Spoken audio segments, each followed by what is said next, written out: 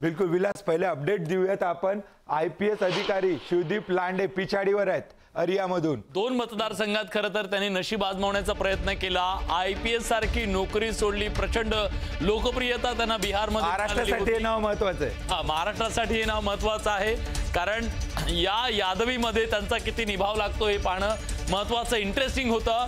प्रशांत किशोर यांच्या पक्षाला 4 जागांवरती आघाडी मिळालेली आहे आणि निश्चितपणे त्यांना किती जागा मिळतात मंदार सर हे महत्त्वाचं नाहीये, पण ज्या पद्धतीने 3 वर्ष त्या माणसाने बिहार पिंजून काढला आणि तिथल्या स्थलांतरितांचा, नोकऱ्यांचा, मूलभूत प्रश्नांच्या बद्दल आवाज उठवण्याचा जो प्रयत्न केला तो काबिले तारीफ म्हणावा लागेल। आणि नक्की आहे तो पूरक सुद्धा आहे। एकीकडे जर का बघितलं तर प्रशांत किशोर यांची भूमिका ही सुद्धा भाजपला अनेक अर्थांनी पूरक आहे, की कुठल्याही अर्थांनी महागठबंधनला पूरक नव्हती, हेही आपल्याला लक्षात घ्यायला पाहिजे। प्रशांत किशोर यांनी एक प्रकारचा जो राग होता, तरुणांचा राग होता, सुशिक्षित तरुणांचा राग होता, तथाकथित उच्च जातींचा तरुणांचा जो राग होता, तो राग सगळा त्यांनी कुठेतरी एका प्रकारे आपल्या बाजूला वळवलेला आहे आणि तो जो महागठबंधनकडे गेला असता तो त्यांनी त्यांच्याकडे वळवला आहे। त्या अर्थाने बघितलं तर प्रशांत किशोर यांची मदत ही NDA ला नक्की झालेली आहे असं म्हणता येईल। प्रशांत, आपल्या प्रशांतकडे जाऊया आपण। प्रशांत लीला रामदास दिल्लीहून आपल्या सोबत जोडले आहेत। प्रशांत,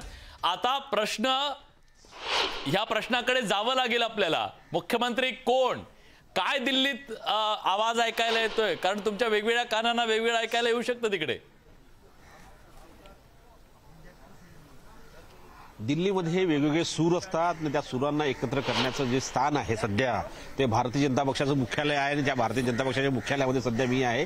मी खास करून NDAच्या सुरांबद्दल बोलतोय, महागठबंधनच्या सुरांबद्दल बोलत नाही, कारण की सर्व निर्णय आता भारतीय जनता पक्षाच्या मुख्यालयामध्ये होणार आहे। आणि महत्त्वाचं म्हणजे जर बघितलं ज्या पद्धतीनं नितीश कुमार यांचा एकनाथ शिंदे होऊ नये असा प्रयत्न JDUचा आहे, त्याचमुळे संजय सिंग असो किंवा लल्लन सिंग असो यासारखे जे मोठे नेते आहेत दुपारच्या सत्रामध्ये ते दिल्लीत दाखल होतील अशा प्रकारची माहिती पुढे आलेली आहे। सध्या विनोद तावडे जे आहे हे खास करून जर बघितलं हे पटण्यामध्येच आहे आणि इथे भारतीय जनता पक्षाच्या मुख्यालयामध्ये आता सर्व प्रवक्ते आलेले नाहीये, काही ठिकाणी प्रवक्ते आलेले आहेत। साधारणतः 10 नंतर इथे थोडासा माहोल बदलायला सुरुवात होईल अशा प्रकारची शक्यता व्यक्त केली जात आहे। बैठकांचे सत्र देखील प्रारंभ होईल 10-11 नंतर, साधारणतः 12ला पहिली बैठक होईल असं वाटतंय, कारण की भारतीय जनता पक्षाचे सर्व बहुतांश ज्येष्ठ नेते दिल्लीतच आहे आणि ज्या पद्धतीनं भाजपा मुख्यालयातून स्पष्ट संकेत देण्यात आलेले आहे की ज्या दिल्लीच्या लाल किल्ल्याच्या परिसरात जो स्पॉन्सफोट झाला त्यानंतर कुठल्याही प्रकारचे इथे फटाके फोडू नये, बँड वाजू नये, अतिशय साधा समारोह असावा असा प्रयत्न भारतीय जनता पक्षाचा असावा आणि भारतीय जनता पक्षाच्या ज्येष्ठ नेत्यांच्या अशा सूचना आहे। पण इथे जर बघितलं तर अजूनही जिलेबी जोरदार पद्धतीने तयार होत आहे, त्यानंतर खास करून सत्तूचे पराठे तयार होत आहे आणि इथे मेजवान्या सध्या आता दुपारनंतर सुरू होईल, पण इथल्या मेजवान्या सध्या सुरू आहे आणि एक प्रकारे माहोल जो आहे तो आनंदाच्या दिशेने म्हणजे आनंदमय बरोबर आनंदाचं वातावरण आहे। प्रशांत, तुम्ही जो शब्द प्रयोग केला मला त्याच्याबद्दल विचारायचं आहे। एकनाथ शिंदे होऊ नये नितीश कुमारांचा या दृष्टीने JDU प्रयत्न करत आहे, पण दिल्ली मधला टेकू ही सगळ्यात महत्वाची जमेची बाजू आहे का नितीश कुमारांची? नाही, ज्या संपूर्ण विषयाला आपण जर बघितलं तर ज्या पद्धतीने संपूर्ण निवडणुकीमध्ये पहिल्या टप्प्यामध्ये नितीश कुमार यांच्या नावाची घोषणा कोणी करत नव्हतं, पण शेवटी दुसऱ्या टप्प्यामध्ये ज्या पद्धतीनं त्यांच्या नावाच्या चर्चा सुरू झाल्या, दरम्यानच्या काळात काही दिल्लीच्या राजकीय गल्ल्यांमध्ये चर्चा सुरू होते की दरम्यानमध्ये नितीश कुमार यांनी लालू प्रसाद यादव यांना देखील फोन केला होता दुसऱ्या टप्प्याच्या पूर्वी, तर त्यामुळे होऊ शकतं भारतीय जनता पक्षाचा मूड चेंज झाला असेल। त्यांनी स्पष्टपणे सार्वजनिक रणनीतीनंतर नितीश कुमार यांचं नाव घ्यायला सुरुवात केली, पण या संपूर्ण NDAच्या याच्यामध्ये त्यांनी सार्वजनिकपणे कुठली पत्रकार परिषद घेऊन किंवा कुठल्या भव्य दिव्य कार्यक्रमामध्ये त्यांनी हे स्पष्ट केलं की नितीश कुमार आमचे मुख्यमंत्री पदाचे उमेदवार असतील।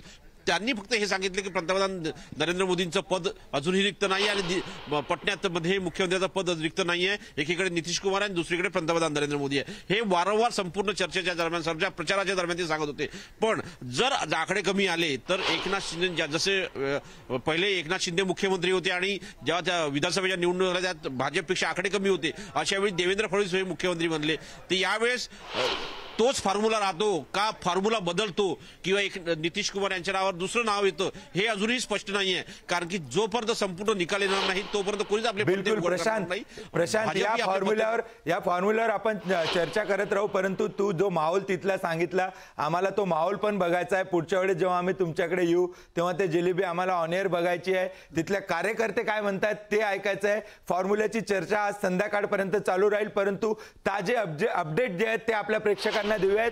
एनडीए 145 जागांवर आघाडीवर दिसतेय तर महागठबंधन फक्त 70 जागांवर आघाडी घेताना दिसते. अगदी सुरुवातीचे हे कल आहेत. अजून आपल्याला तास 2 तास थांबावं लागेल. परंतु हे चित्र जर असंच पुढे गेलं तर जे काही एक्झिट पोल होते ते एक्झिट पोल मंदार सर आपल्याला खरे होताना दिसत आहेत.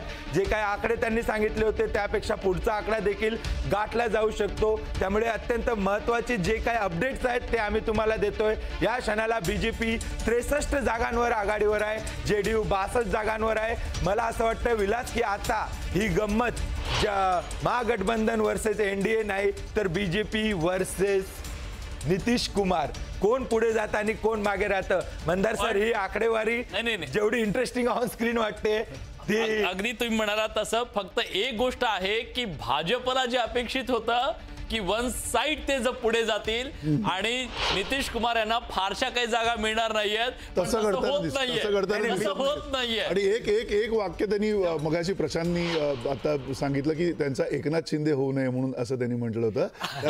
त्या वाक्याचा अर्थ आपण प्रशांतला सुद्धा जरा खुलासेवार विचारायला पाहिजे. प्रशांत नेमकं ते म्हणताना तुझ्या लेखी ते त्याचा अर्थ काय की एकनाथ शिंदे होऊ नये नितीश कुमार यांचा याचा अर्थ काय.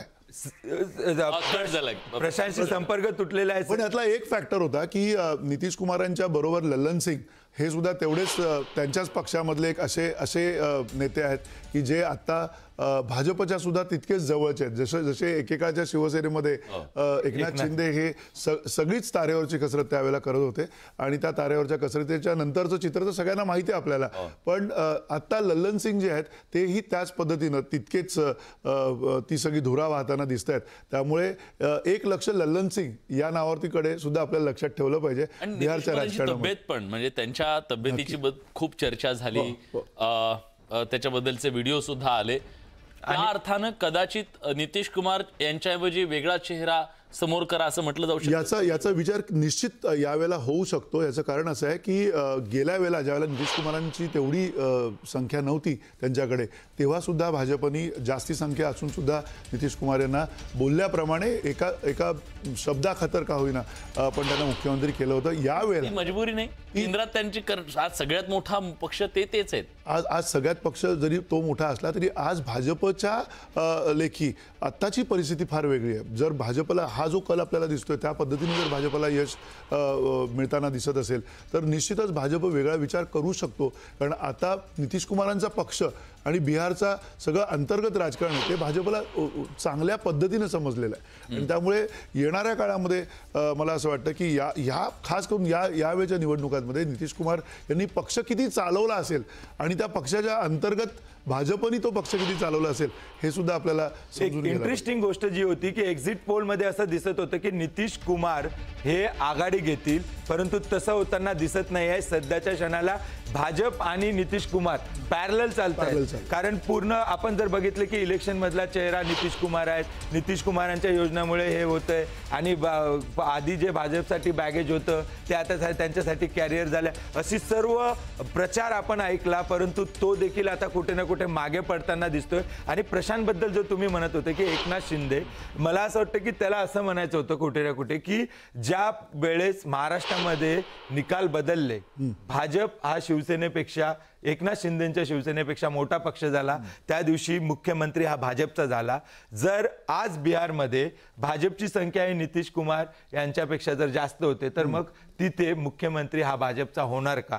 आणि त्या अर्थाने कदाचित त्यांनी ती हे केलं होतं की एकनाथ शिंदे होणार का. परंतु आत्ताची जी आकडेवारी आहे ती मला असं वाटतं की अगदी क्लोज आहे. 1 ते 2 जागांचा फरक दिसतोय. आणि हे जेडीयूचं इतकं मोठं यश म्हणावं लागेल कारण ज्या अर्थी भाजप इतका मोठा पक्ष होता 75 पेक्षा जास्त जागा त्यांच्याकडे असताना सुद्धा त्यांनी कमी जागा 50च्या फक्त काही जागा पुढे होत्या तरी सुद्धा त्यांनी नितीश कुमार यांना मुख्यमंत्री केलेलं होतं. पण 90दा आता मुख्यमंत्री झाल्यानंतर सुद्धा ते जर इतक्या मोठ्या जागा ते घेत आहेत तर एकनाथ शिंदे होणार नाही असं मला वाटतं. नाही, याचा दुसरा एक अर्थ आपल्याला लक्षात घेतला पाहिजे की प्रादेशिक पक्षांचं महत्व जे आहे संपूर्ण राजकारणामध्ये, ते प्रादेशिक पक्षांचं महत्व तेवढं राहणार आहे. म्हणजे भारतासारख्या या अशा देशामध्ये जिथे प्रादेशिक पक्ष म्हणजे तुम्ही पूर्णपणे प्रादेशिक पक्षांना नाकारून चालणार नाही, पूर्णपणे प्रादेशिक पक्षांना झिडकारून चालणार नाहीये. काँग्रेस ज्यावेळेला काँग्रेस होतं, काँग्रेस ज्यावेळेला ज्या पद्धतीनं सर्वत्र पसरलेलं होतं, त्यावेळेला सुद्धा काँग्रेसनी अशी एक चूक केलेली होती की प्रादेशिक पक्षांना पूर्णपणे नाकारलं होतं. आणि आज भाजप किमान आता तरी ते तसं करताना दिसत नाहीये. पण त्याच वेळेला भाजप प्रादेशिक पक्षांची जी बार्गेनिंग पॉवर आहे ती किंवा न्यूसन्स पॉवर, म्हणजे राजकारणात या दोनच पॉवर आहेत, बार्गेनिंग पॉवर किंवा न्यूसन्स पॉवर. तर या दोन ज्या शक्ती आहेत त्या शक्ती कुठेतरी भाजप प्रादेशिक पक्षांची कमी करताना दिसते हळूहळू. त्या अर्थाने भाजप सर्वदूर या प्रादेशिक पक्षांवरती पूर्णपणे आपला ठसा किंवा वर्चस्व ठेवून असेल असं दिसतंय. पण आत्ता तरी बिहारच्या राजकारणामधून आपल्याला लक्षात येते की भाजपला प्रादेशिक पक्षांना दुर्लक्षून चालणार नाही. एक्झॅक्टली. आणि बिहारची निवडणूक निकाल काय सांगतोय बघा. 75 जागांपैकी प्रादेशिक पक्ष तिथले जे आहेत त्यातला मोठा वाटा हा प्रादेशिक पक्षाचा आहे, कारण आरजेडीने सगळ्यात जास्त जागा आणि इकडे एनडीए मधला जेडीयू 63 आणि त्यांचा आकडा फक्त येऊ देत की महागठबंधन मध्ये आरजेडी 49 म्हणजे 63 प्लस 49 ह्या जागा तिथल्या पक्षांच्या आहेत, स्थानिक पक्षांच्या. म्हणजे बिहारची जनता आजही स्थानिक पक्षांच्या मागे खंबीरपणे उभी आहे. काँग्रेस आणि भाजप हे दोन राष्ट्रीय पक्ष असले तरी त्यांच्या मागे एनडीएने 150चा आकडा पार केलेला आहे आणि दिल्लीमध्ये जिलेबी तळायला तयार व्हायला सुरुवात झालेली आहे. प्रशांत, 150चा आकडा पार झालेला आहे, काय माहोल आहे? 150चा आकडा पार झालेला आहे आणि जिलेबी तयार व्हायला सुरुवात झाली. मी माझ्या कॅमेरामॅनला दाखवतो की तुम्हाला आता जिलेबीची आता सजायला सुरुवात झालेली आहे. पहा, जिलेबी तयार होते. दुसरीकडे सत्तूचे पराठे देखील तयार होताना पाहायला मिळतंय. आज दुपारची एक मोठी मेजवानी देखील इथं असणार आहे, त्याची देखील तयारी सुरू आहे. आणि महत्वाचं म्हणजे जर बघितलं तर लिट्टी चोखा देखील तयार करतात का हे देखील आपण पाहणार आहोत. ज्यांच्या नेतृत्वात ही संपूर्ण तयारी होते त्यांना आपण भेटूया. क्या क्या बनने वाला है अभी? सर जी नमस्कार. अभी तो नाश्ता आपका हो चुका है. राष्ट्रीय मिठाई अपनी जिलेबी थी, सत्तू का पराठा और बैगन का चोखा, जो कि हमारे बिहार का डिश है, जो कि सभी को पसंद आते हैं. तो ये व्यवस्था. अब लंच की तैयारी हम कर रहे हैं. लंच में है कढ़ी चावल, दाल, मिक्स वेज, रोटी, लिट्टी चोखा, ये व्यवस्था है. लिट्टी चोखा है जी. आणि बिहार का एक बार पूरा कल्चर यहाँ लाने की भाई हमारी खुशी तो बिहार पे ये नहीं बीती की बिहार जीत तो हम भी जीत, बिहार जीत तो हम भी जीत. अशा प्रकारे माहोल तयार होतोय. बिहार जिंकला म्हणजे आम्ही जिंकू. आणि जर पुन्हा एकदा मी माझ्या कॅमेरामॅनला सांगतोय की त्यांनी जिलेबी दाखवावी. जिलेबीची तयारी बघा की सकाळपासून साधारणतः 5 वाजेपासून जिलेबी तयार सुरू झाली. अजूनही जिलेबी तयार होत आहे. त्यांनी जसं सांगितलं आपल्याला नाश्त्यामध्ये जिलेबी आणि सत्तूचे पराठे दिले, ते पराठे आपल्याला पाहायला मिळत आहे. जिलेबी अजूनही तयार होते. पाहताना जर बघितलं समोर आपल्याला की तो अजून तयारी करतोय. एक असे समोर जर बघितले जिलेबीचे ठेले तर ते हे मोठे ठेले आहेत. अमित अशा प्रकारे इथे तयार केली जाते. बाजूला एक छोटासा मंडप लागलेला आहे. त्या मंडपामध्ये हे पोहोचवले जातात. आणि इथले नेते देखील आता थोड्या वेळाने ते सुरुवात होईल. त्यांच्यासाठी देखील लिट्टी चोखा, खास करून लिट्टी चोखा तयार केला जात आहे, जो बिहारचा प्रसिद्ध असं स्वादिष्ट. प्रशांत, तुला आणखीन एक विचारायचं आहे. प्रशांत, तू ही जी सगळी तिथली न्याहारीची तयारी दाखवतोय, थोड्या वेळाने मला असं वाटतं की तू सुद्धा एक ब्रेक घेशील आणि त्या न्याहारीला जाशील. पण त्याच्या आधी एक मगाशी तुला प्रश्न विचारायचा आहे की तू एक उल्लेख केला होतास की नितीश कुमार यांचा एकनाथ शिंदे होणार नाही का. या तुझ्या वाक्याचा अर्थ आम्हाला समजून घ्यायचा. नेमकं तू हा वाक्यप्रयोग का केला होतास? मी वाक्यप्रयोग यासाठी केला होता, जसं आपला महाराष्ट्रामधला आपला जर अनुभव बघितला, महाराष्ट्रामध्ये भारतीय जनता पक्षाच्या जागा आहे आणि एकनाथ शिंदे जागा कमी होत्या. पण विधानसभा निवडणुकीच्या पूर्वी चर्चा अशी होती राजधानी दिल्लीमध्ये की जागा कितीही असो, एकनाथ शिंदे यांच्या नेतृत्वात निवडणुका लढल्या तर एकनाथ शिंदेच मुख्यमंत्री होती. तर तशा प्रकारची तयारी देखील एकनाथ शिंदेने केली होती. आणि ते अमित शहाला भेटत होते, पंतप्रधानांना भेटत होते. निवडणुकीच्या विधानसभा निवडणुकीच्या निकालाच्या पूर्वी ते अनेकदा इथे रात्रीला येऊन गेले, भेटून गेले आणि त्यांना सीएम पदावरून काढून असा त्यांची लॉबिंग होती. पण आता ज्यानंतर जर बघितलं आपण तर आता बिहार विधानसभेमध्ये नितीश कुमारांच्या जागा कमी आहे तरी ते मुख्यमंत्री आहे. तशाच पद्धतीने आता जर निकाल येत आहे, जवळपास जसं मी सांगितलं मला की 150 जागांचे कल आपल्याकडे आलेले आहेत, त्यामध्ये भारतीय जनता पक्ष आघाडीवरती आहे. असं असताना जेडीयू जर मागे आहे आणि जेडीयूच्या कमी जागा आहे आणि त्यामुळे जर नितीश कुमार यांचं मुख्यमंत्री पद जात असेल, कारण की कुठल्याही खुल्यापणाने सार्वजनिकपणे नितीश कुमार हेच मुख्यमंत्री होतील असं भारतीय जनता पक्षाने कुठेच सांगितलं नाही. पण दुसऱ्या टप्प्यामध्ये त्यांनी बोलायला सुरुवात केलं की खास करून दिल्लीमध्ये नरेंद्र मोदी आहेत तर पटण्यामध्ये नितीश कुमार आहे, हे असं बोलत होते पण कुठेच ते सांगत होते. त्यामुळे हा संशय काय होतोय आता जेव्हा बैठका सुरू होतील 12 नंतर. नक्की प्रशांत दुसरा एक त्यातला प्रश्न असा आहे की ललन सिंग यांचं सुद्धा नाव खूप आघाडीने घेतलं जातं. तुला असं वाटतं का की नितीश यांच्या पक्षामध्ये सुद्धा एक समर्थ असा वेगळा पर्याय आहे आणि तो पर्याय ललन सिंग यांच्या रूपाने भाजप त्यांना कुठल्या ना कुठल्या स्वरूपामध्ये त्यांना सोबत घेऊ शकतं जर नितीश कुमार यांनी जास्ती हट्टाग्रही भूमिका घेतली तर? बरोबर आहे मंदारजी, एक अतिशय महत्वाचा मुद्दा आहे कारण की ललन सिंग यांच्या नेतृत्वामध्ये सध्या जेडीयू चालत आहे.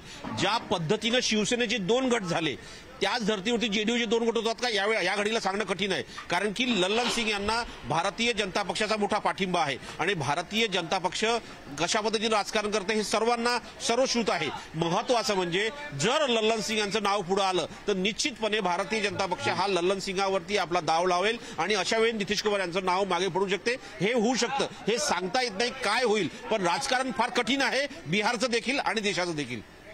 मंदारजी.